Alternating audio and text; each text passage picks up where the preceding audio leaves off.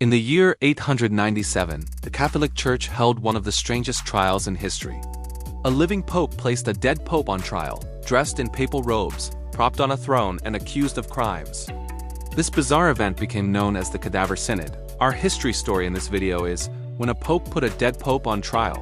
In the year 897 AD, two popes met, an untimely end. They'd both sat on the same throne, but only one came out alive. That's right, one of the popes was dead. Today we'll travel back in time and bring you the shocking details of the Cadaver Synod, when the corpse of a pope was put on trial by another pope. This incredible event has been called the strangest trial in history. But what really went down in Rome all those centuries ago? Let's find out.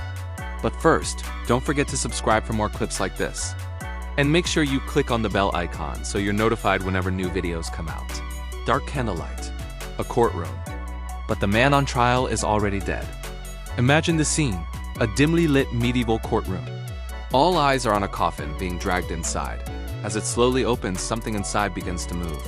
To everyone's horror, a rotten, emaciated corpse rises from the coffin and sits upright on a nearby throne. It looks like a skeleton from some nightmare. But how did this decaying human get there? And why does the judge presiding over the case demand answers from the lifeless corpse before him? Welcome to the strange world of the Cadaver Synod, an event so dark and chilling it seems straight out of fiction. But believe me, this is real history, and it gets even crazier. Now let's turn back the clock to the late 9th century. We're in Rome, the seat of the Catholic Church, a city steeped in religion. But behind the scenes of worship, something sinister is happening. There's a power struggle. Two men want to be pope, but only one will win. We have Pope Formosus, the incumbent leader of the church, and his challenger, Stephen, the man who wants to depose him. Think of it like a game of chess, except here the pieces aren't moving on a board. Instead, they're scheming in the shadows of Rome. Formosus is no saint. He's locked in a bitter feud with Stephen. Both men want ultimate power. They're willing to do anything to achieve it. But Formosus might already be losing the game. Stephen has gained influential allies and is poised to take over. So when Formosus dies on April 1st, 896, Stephen sees an opportunity. Here's his chance to take what he wants. But instead of mourning the dead pope, Stephen starts digging up dirt, literally. He opens Formosus's grave and unearths the body.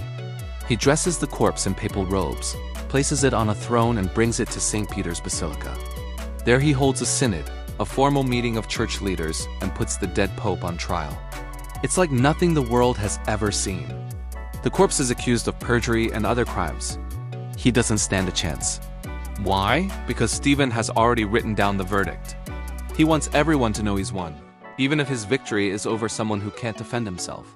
So Stephen goes ahead and delivers the punishment.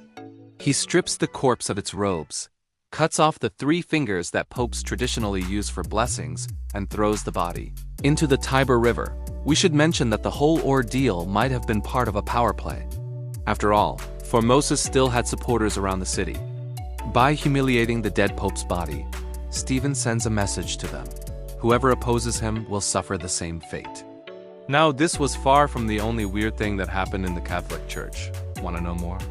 Check out the video on screen now. How did the church go from persecuting Christians to ruling Rome?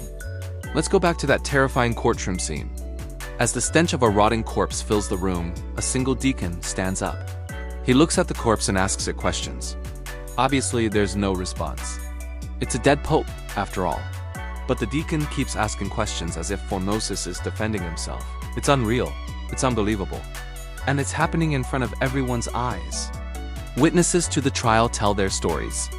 They describe Formosus making deals with kings, signing documents, making decisions about the church. Everyone talks about the things he's done, not knowing he's sitting in the courtroom as a corpse. It must have felt like a movie, only this wasn't fiction. It was real life in 9th century Rome. Stephen knows he has the upper hand.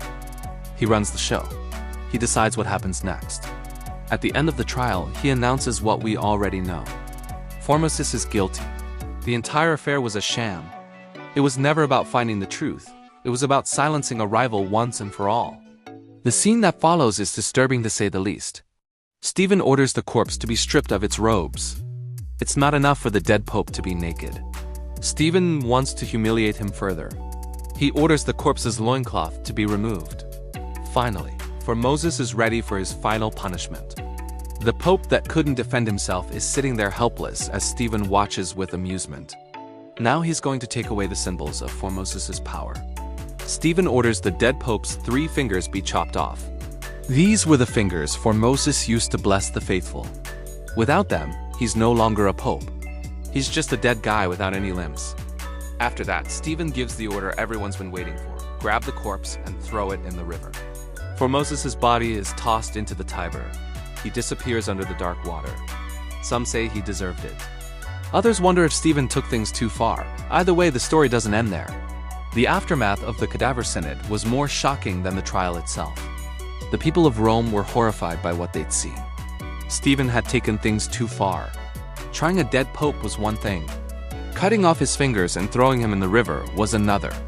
People saw the whole thing as an attack on the sanctity of the church. How could a pope do this to another pope? Some thought it didn't matter that Formosus was dead. He should have been respected even in death.